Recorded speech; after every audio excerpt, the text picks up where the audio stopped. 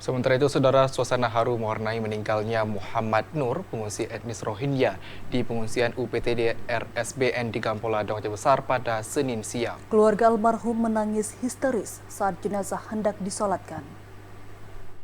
Suasana haru terjadi saat jenazah Muhammad Nur akan disolatkan di komplek UPTD RSBM di Kampung Ladong, Kecamatan Masjid Raya Aceh Besar pada Senin siang. Seorang kerabat almarhum menangis histeris saat jenazah Muhammad Nur akan disolatkan.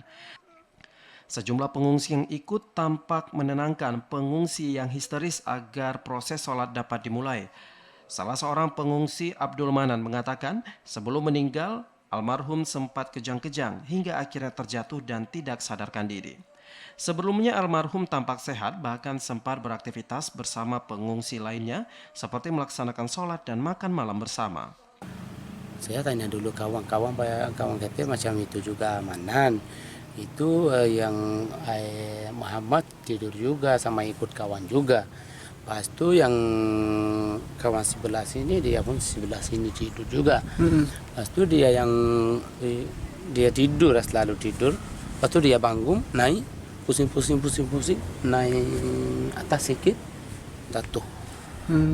Pas itu sampai kita yang Muhammad macam ini. Macam ini kaki pun macam ini juga, tangan pun macam ini juga, kita pun tak boleh tarik. Kalau tarik lagi sampai sini. Itu jam berapa semalam? Jam 2 Bang. Jam 2. Ya, kurang 2 menit. Sebelumnya dia sakit nggak? Ada sakit? Tak ada, aman juga.